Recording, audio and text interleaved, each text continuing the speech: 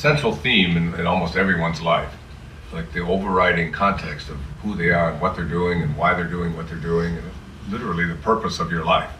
I think many people ask questions about, I don't know what I'm here for. I know that there's something more that I'd like to do, but I just feel stuck. I want to find something that I'm going to do, like, I want to be a florist, or I want to raise horses out in Montana, or, something that they're looking for, which is, to me, erroneous. It's not the way to go with this.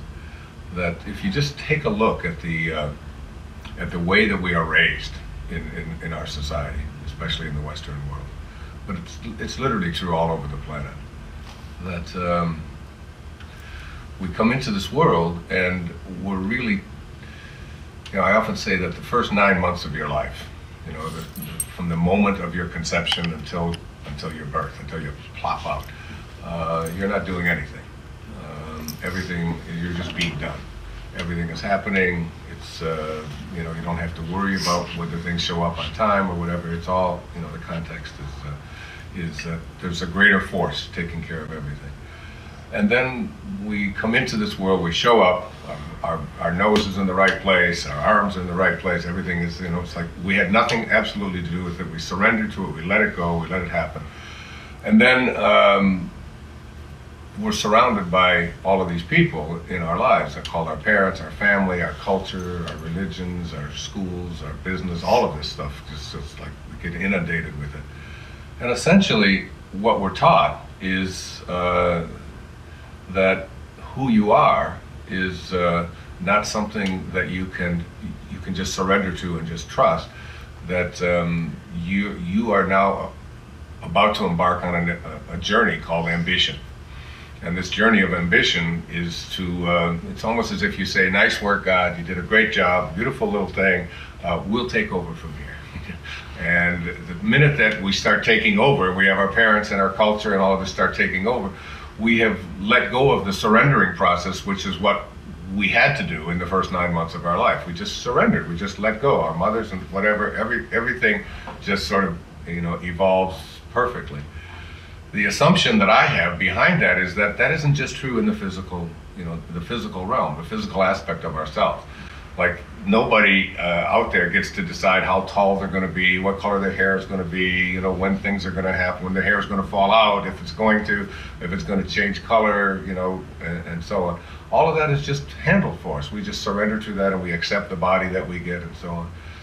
I've often felt that if there's a future pull from a tiny little microscopic dot that allows everything in our physical journey to be perfect, and what it's going to be, to live however long it's going to live and then to die and so on, that it's not too great a stretch to assume that all of the things that we think about and our emotions and our purpose and what we're here to do and all of that, if we were to figure out a way to live the way we did the first 9 months of our life, just to surrender, just to allow, just to become the observer, to notice whatever it is that is taking place, and just say, oh, isn't that nice? His eyes are going to be this shape, or they're going to be that, and you don't get to do anything about that. It's just, it's all handled for us by this great grand source, or God, or spirit, or soul, or whatever you want to call it.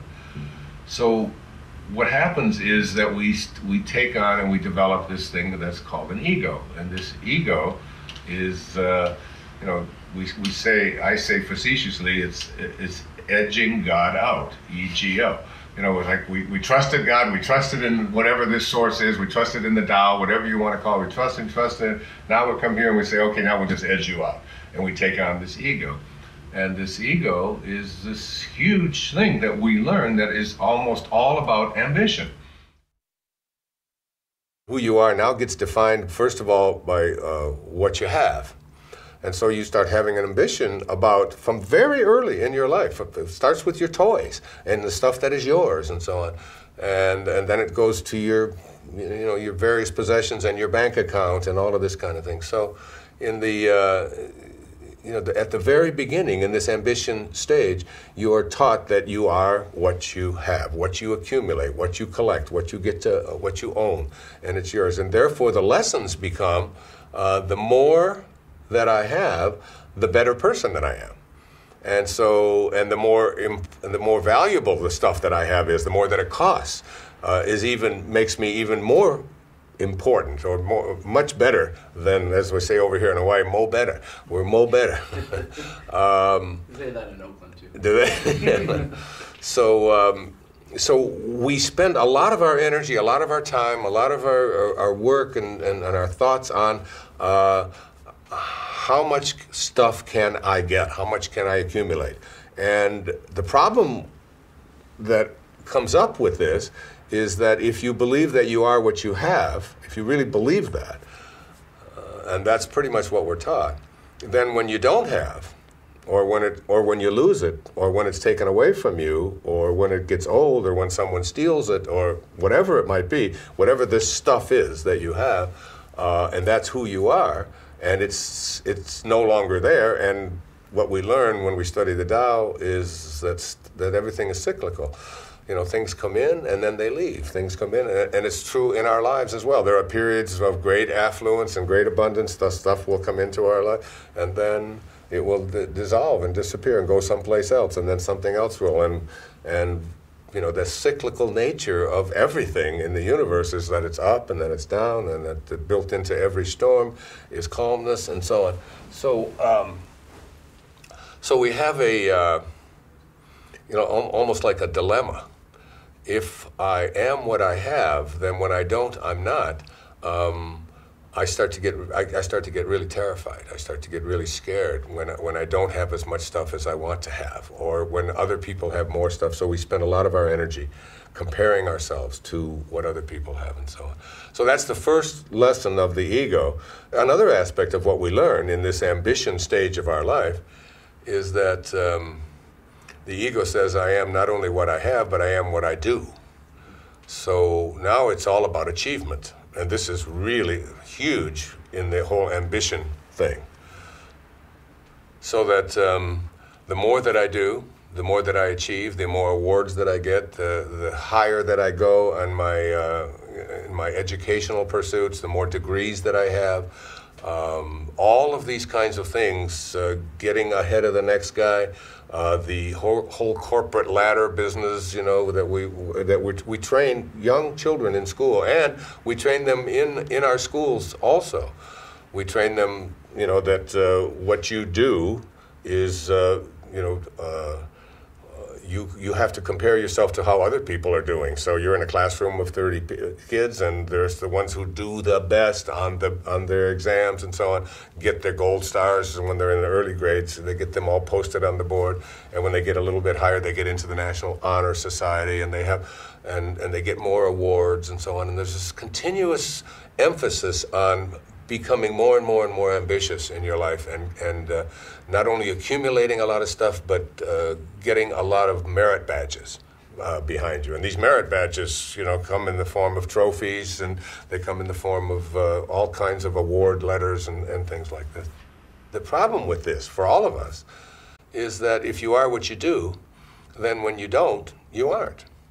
So if you now can't, let's say you have an accident and you get hurt, or you get dismissed from the job that you're in, or somebody else gets it and you don't. I mean, there's an endless number of possibilities, all of which everybody watching has experienced in their life at one time or another, that you get to do and then you don't get to do, and so on. And one of the real problems in our society is that people get to a certain age and they can't do at the same level as someone younger than them is able to do. Then that's when they have thoughts of depression and anxiety and worry and fear, and they go off to, you know, they find themselves swallowing a lot of medication and so on just to deal with that. And suicide rates really go way up as people get into their 50s and 60s and realize that they can't do what somebody else behind them is doing, or that you get left behind. You know, it's like there's so many changes and so many things that go on. You know, like I remember records being, you know, like 78s, you know, I don't know if you remember 78s, but, these things that you would put it on there and you would play it and a scratch and all of that, and then they tossed out 78s and they brought in 45s, and then they got rid of the 45s and they started bringing in cassette tapes, and then they got rid of those and they started doing things on digital, which I haven't got a clue of what a digital thing is and how it works and how a little thing this big can have 10,000 songs in it. It's a total mystery to me, and they all come out of